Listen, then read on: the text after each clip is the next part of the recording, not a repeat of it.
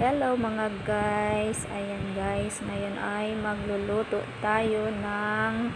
magluluto ako guys ng pakbet. Ayan, pakbet, nasasahugan ko ng chicharon. Ayan, bikoy's chicharon. Ayan, pag naghiwa pala ako ng ampalaya guys, ay hindi ko na siya binibiyak. Hinihiwa ko na lang siya ng pabilog, tsaka tinatanggal ko na lang yung buto pagka pangpakbet yung lulutuin ko. So yan, mag-isa lang muna ang inday ng kalabasa. Kalabasa, bawang at sibuyas. Inuna yung kalabasa, no guys. Yan, bawang at sibuyas muna guys.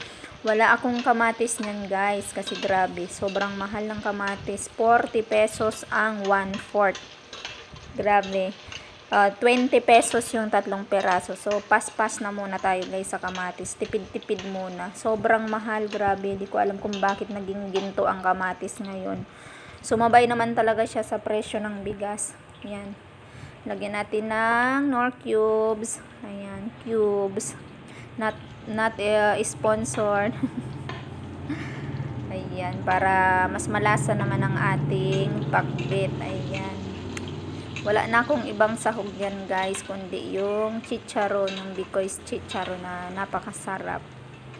Ayan, ang dilim ng pinaglulutuan ko guys, kasi nataon naman na napundi yung ilaw dyan sa taas, sa tapat niyan. Kaya kahit madilim, binidyo ko pa rin kasi sayang naman yung chance na makapag-share tayo ng masustansya at masarap na ulam. Ayan, maka-inspire tayo magluto ng masustansyang gulay kahit na walang masyadong sahog.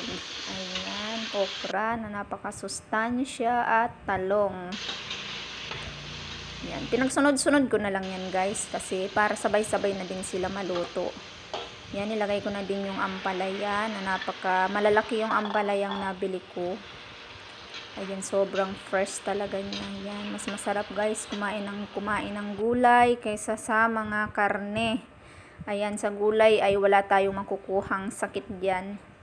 Sa mga karne, lalo na mga pork, ay hindi ko sinasabi na may makuha tayong sakit doon. Siguro gawa nga ng maraming taba, baka nga nakakadagdag din sa oil ng ating katawan. Kaya mas maganda talaga is more on gulay tayo. Ayan, is pag naglalagay ako ng kalabasa, pag pakbet ay hindi ko siya binabalatan. So iba-iba naman tayo guys, kasi yung naman yan, yung kalabasa naman na yan nabili ko ay napakaganda ng balat talaga niya, as in green na green. So ayan, hindi ko na siya binalatan. Ayan, just nilagay ko na yung chicharon na napakasarap, para na rin siyang may pork.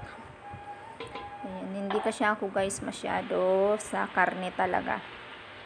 Yan, naglagay lang ako ng konting tubig para naman hindi naman matutong agad, masunog yung ilalim. Konting-konti lang naman guys. Ganyan lang ako magluto guys ng pakbet. Hindi ko na rin siya guys nilagyan ng sitaw kasi sobrang mahal. Yan ang pakbet na kulang-kulang. Pakbet na kulang-kulang. Sobrang mahal ng sitaw guys. Lahat ng gulay, mahal talaga yan. Lagay ako ng medyo maraming paminta. Pepper. Pamintang dorog. Ayan, naghahang din ang aking cellphone.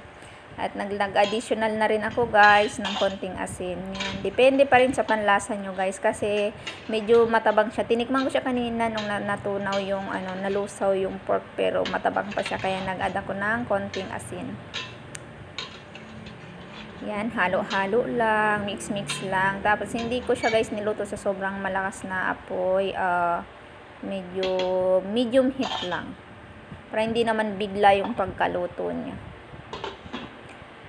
Ayan, napakasustansya niyan guys. Yan, takpan ko muna siya para yan, mag-moist naman. Ayan, medyo lumiit na siya guys. Konting-konti na lang ay luto na yan.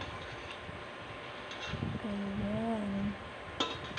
Napakasarap ng gulay. At napaka-healthy pa sa ating katawan. Kaya yung mga junakis nyo dyan guys, papakainin nyo ng gulay. Pipilitin nyo. Yan, malambot na yung kalabasa. Ang dilim talaga. Ang likot pa ng cellphone ko, guys. Kasi wala tayong tagahawak ng cellphone. Solo flight lang ang video-video ng Inday. Ayan, guys. Luto na. Nausukan na ang cellphone. Pati cellphone ko, guys, naluto na. Ayan, guys. Ang sarap niya. Kain na tayo.